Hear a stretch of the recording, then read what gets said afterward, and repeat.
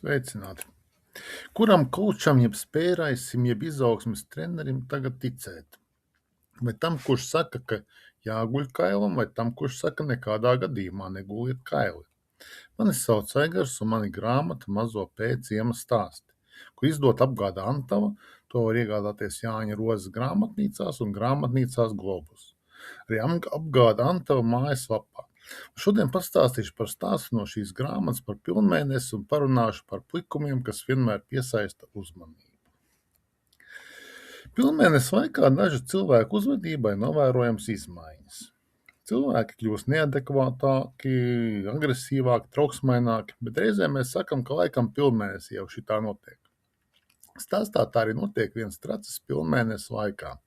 Ik pa laikam varam izlasīt dažādos portālos dažādu speciālistu ieteikumus dzīves kvalitātes uzlabošanai. Viens tāds ieteikums ir gulēt kailam, lai viss ķermenis dabū elpot un tā tālāk. Cilvēkiem ir dažādi viedokļi par šo, citiem ļoti patīk, citi nejūtas ērti. Tā jebkurā gadījumā ir katra paša izvēle. Bet kādā reizē es ieraudzīju vienu citu ieteikumu. Nekādā gadījumā neguliet kailu. Ieteikumam bija vērā ņemams pamats, jo kādreiz var gadīties, ka pēkšņi notiek kāda nelaime, ugunsgrēks, pēkšņi plūdi, katastrofa un tā tālāk. Jums var nebūt laika apģērbties, un jūs varat nonākt sev apkaunojošā situācijā.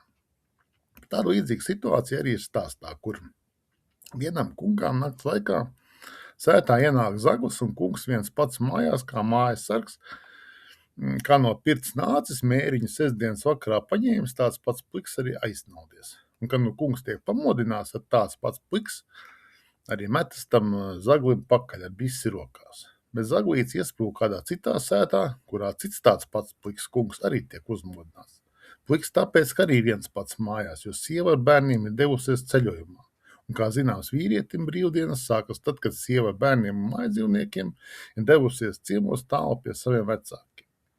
Bet šim kungam gan mājdzīvnieki suņu paskatā zaglim par lielu nelaimi palikuši mājās. Protams, ja ir kungi, tad kaut kur arī dāmām jābūt. Arī tur bez plikumiem siltā vasaras naktī arī nekā. Romantiskas domas, ziniet, un tā tālāk, un pie visa vainīgs pilnmēnesis. Ar to, ko nodarbojas vīrieši un sievietes, kad mājās ir vieni paši, to var atrast un izlasīt internetā. Ko dariet jūs, kad beidzot esat mājās vieni paši? Varat padalīties komentāros, bet nav obligāti. Tās ir mūsu privātās lietas, kuras visai pasaulē nav jāzina. Tas stāsts par netiešiem plikumiem, kuri var gadīties visiem kādā negaidītā situācijā. Bet ir arī tiešie plikumi, par ko pastāvīgi lauž šķēpus tie, kuri tos atzīst un kuri tos neatbalsta. Tie, kuri savus plikumus izrāda, tie savas idejas šajā jautājumā reizēm gatavi aizstāvēt ar zobiem un nagiem un saka, ka tie, kuri nedara tā kā viņi, tie nepieņem savu ķermeni, ir kompleksaini un tā tālāk. Un tie, kas grib tos viņu plikumus redzēt, tie viņu sakal atbalsta. Piemēram, nudisms. Tie ir cilvēki, kur atzīst kailumu ikdienā, bet katram cilvēkam ir savas robežas. Varbūt tie, kuriem tas nav pieņemams, rādīs savu kailumu ikdienā pludmalē vai citur staigā pa māju kaili vai sauļojas kaili vieni paši kaut kur. Nevienu netracina, citi par to nemaz nenojauš. Visi dzīvo saticīgi. Tie neesot pieskaitām pie nudistiem. Varbūt arī cilvēkiem ir kompleksi, bet varbūt arī savas robežas. Vecas austrumu gudrības vēsta, ka cilvēks bez robežām nav cienījams. Sievietes taču neciena vīrieši, kur nenosprauž savas robežas, un arī vīrieši neciena sievietes, kurām nav robežu. Ir cilvēki, kuri gatavi iet jebkurā barā, ka tāpēc, lai aizpildītu savu iekšējo tukšumu. Cilvēki, kuri ir paši par sevi, tie sevi aizpilda ar kaut ko garīgu. Varbūt arī diskomforts būt kailam starp citiem kailiem. Gulēt kailiem arī ne visiem ir komfortabli. Citi neiet uz nudistu pludmali šeit Latvijā, bet labprāt to dara ārzemēs, kur nevar uzrauties pazīstamai vai arī atmosfēra tur ir savādāk. Bet es piekritīšu kādam filozofam, kurš ir rakstījis, ka mūsu kailums ir mūsu privātā lieta, mūsu privātā telpa. To ir tiesīgi redzēt tikai mūsu ģimeni, jo mēs kailu esam piedzimuši, visi radu mazu bērnu nopētījuši.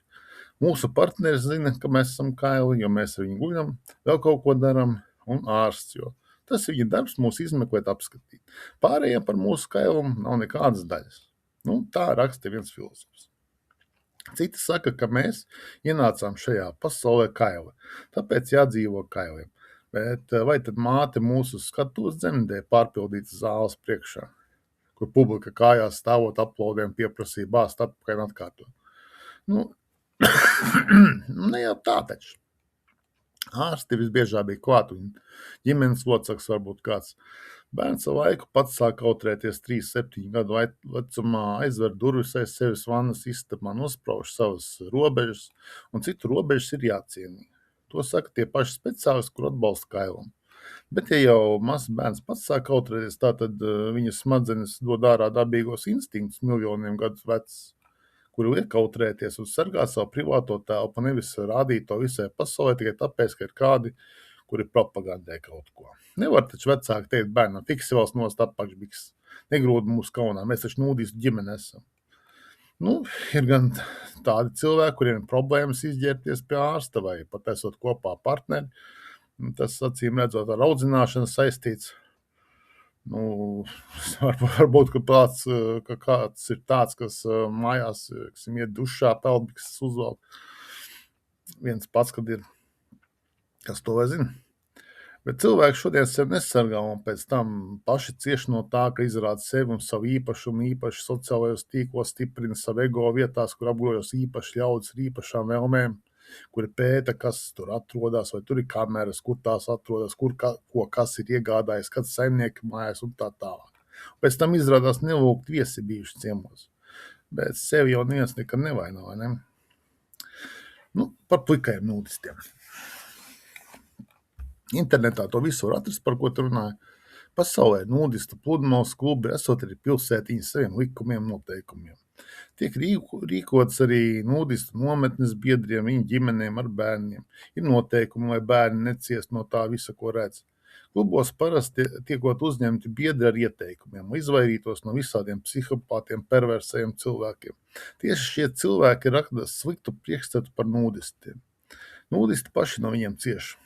Pēc manā rīcībā esošiem datiem pludmalēs ir apmēram 70% tā saukto natūristi, jeb īsto nūdisti, kur saujojas, sporto, komunicē savā starpā, bauda dzīvi. Pārējie 30% ir citu mērķu vadīti. Bet ir arī tāds spriedums dzirdēt, ka to ir vairāk nekā īsto nūdistu. Acīm redzot, no konkrētas vietas atkarīgs. Tur visādi lūriķi, perversi, ekshibicionisti. Nu, lūriķi tādi, vieni, kas skatās no krūmiem vai kokā uzkāpuši vai trepes atnesuši no mājām līdzi, tur YouTube'ā var redzēt tāds klipiņas, kur Džeks stāv uz trepītēm uz binokļiem. Nu, tad ir tādi, kas atguļas tūmā, ka parasti sievietēm bez partnera tieši skatās virsū, pašapmierinās, izsaka piezīmes. Tie ir bīstami cilvēki patiesībā priekš sievietēm. Tie, kas skatās no krūmiem, visbiežāk nav tie bīstamākie. Viņi iet uz nūdistu pludmali, jo tur ir ko redzēt. Ir arī tādi, kuri staigā un vēro. Nevienmēr viņi ir kaili. Mēdz viņi izteikt komentārus, meklēt konfliktus. Jums vajag tādā atmosfērā sauļoties patīk. Varbūt labāk tomēr savu kluso vietiņu atrast. Normālie nūdisti uz citu kailumu nereaģē. Viņi nereaģē uz to, kāds tas cita ķermenis ir. Viņiem nav skaisti un neglīti ķermeņi. Viņiem ir dabīgi ķermeņi. Izņēmums var būt kāds, kurš pirmo reizi ir ieradies nūdistu pludmalē. Viņam vajag aklimatizēties stundu, 2, tas var prasīt.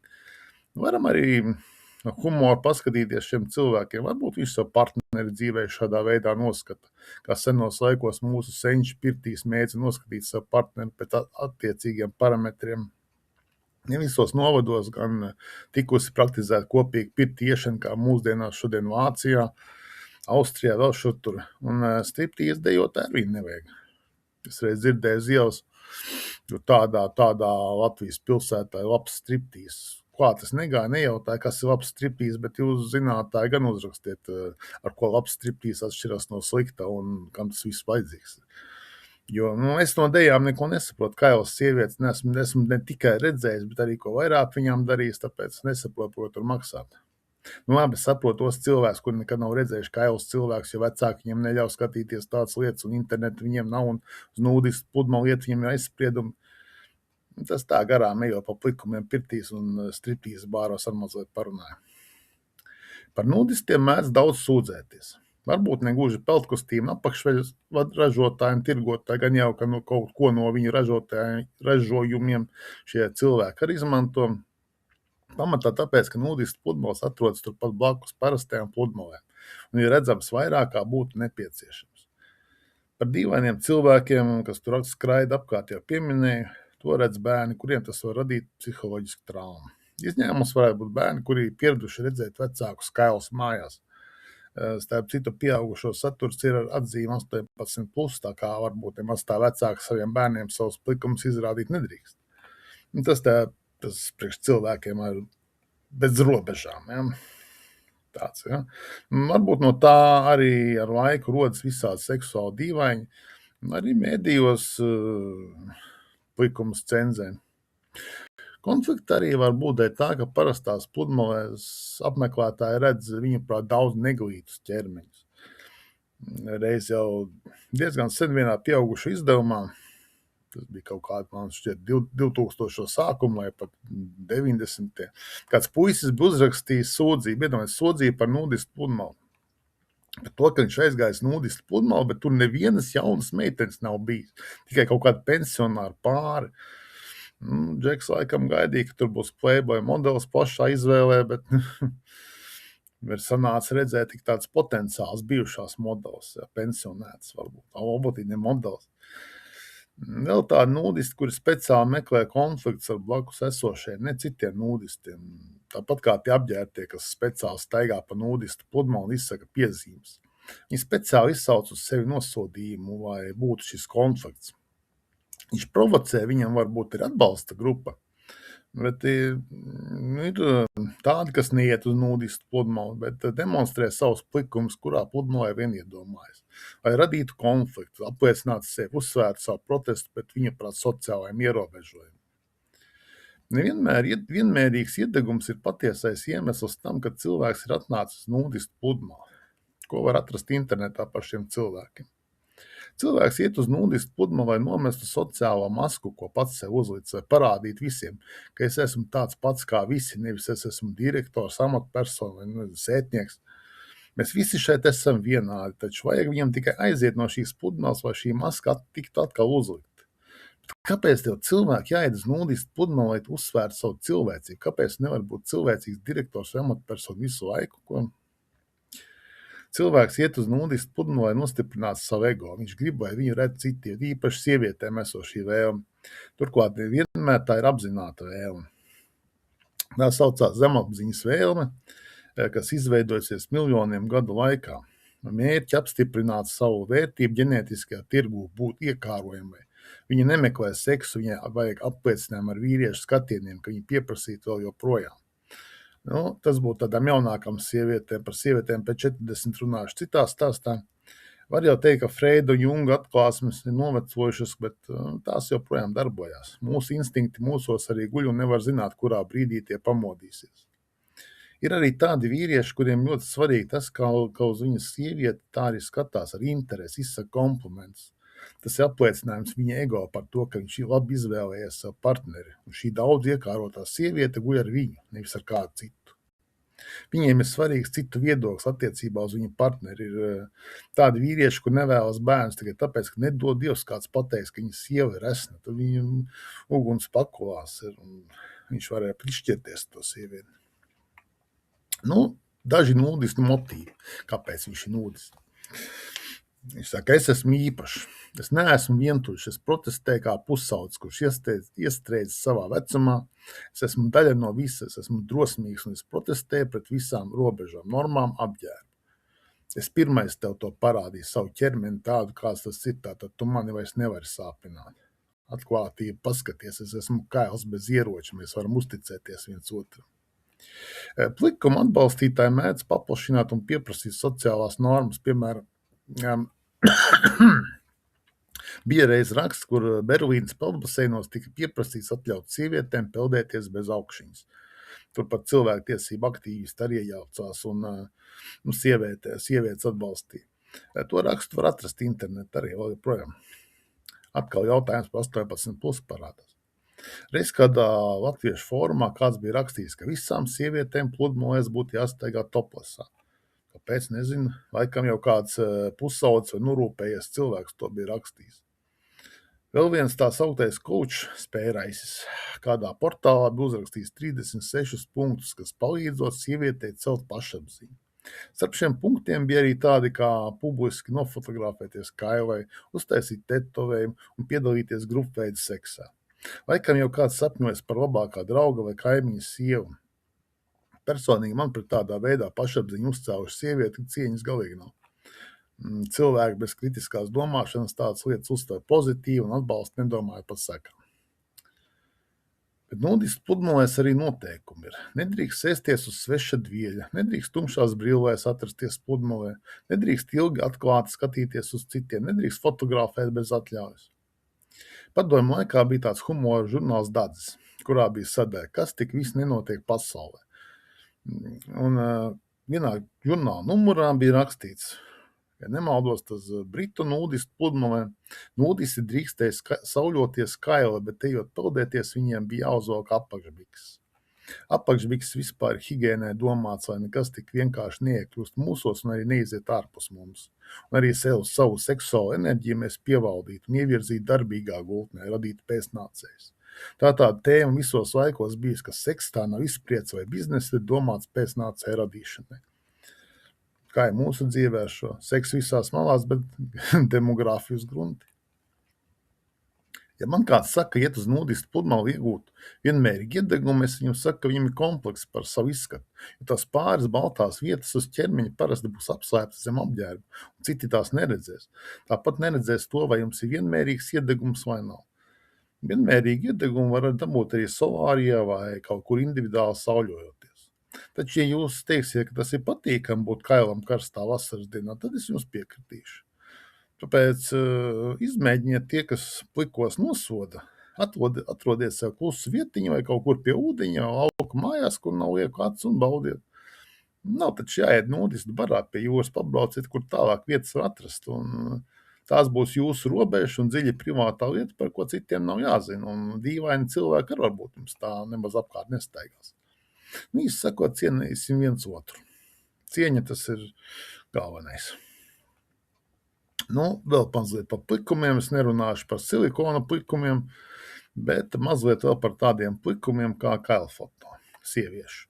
Ne par tām, kuras var uztaisīt visiem zināmas fotomākslinieks konkrēts, bet kādam iemeslam tās fotogrāfijas tiek taisīts vai vīram vai mazbērniem rādīt vai pieaugušo kanālos, tas lai paliek pašu tā sauktā modeļu ziņā, bet es runāšu varbūt par tām sabiedrībā vairāk vai mazāk zināmo sieviešu kailfoto, ko var vīriešu žurnālos apskatīt. Protams, ka es arī labprāt tās apskatu, bet es nejūtu cieņu pret šīm sievietēm viena iemesla pēc. Sabiedrība viņai aplaudē un sauc par drosmīgu, taču viņa sev patiesībā publiski ir pazemojusi. Jo senos laikos, kad tika izpildīti sodi, noziedzniekus mēdz izģērbt ar mērķi viņus vēl vairāk pazemot. Šeit viņi izģērbjās pati, pazemo sevi pati, noliek sev par darba objektu tiem, kur nodarbojas ar tā teikt rokdarbiem. Varbūt arī savu karmu pamaitā. Tas ir mans subjektīvais skatījums uz šo konkrēto plikumu lietu. Ja viņām patīk tā darīt vai dara, tā ir viņa problēma. Bet cieņas kā pret sievieti man pret viņām nav. Sabiedrība viņa apskata, aizmirst un gaida nākamo plikumu rādītāju. Tāds lūk neliels apkopojums un domas par dažādiem plikumiem mūsu sabiedrībā un ikdienā. Atgādinu, ka grāmatu Mazo pēciemu stāsti var iegādāties Jāņa Rozes grāmatnīcās Globus un apgāda Anto mājaslapā. Nākamajā reizē parunāšu par cilvēkiem, kuri personiskas nepatikas dēļ mēdz samaitāt sabiedrībā pieņemtas labas lietas, kā arī nespēja vienoties savā starpā dažādu ambīciju dēļ. Šodien paldies par uzmanību un uz tikšanos!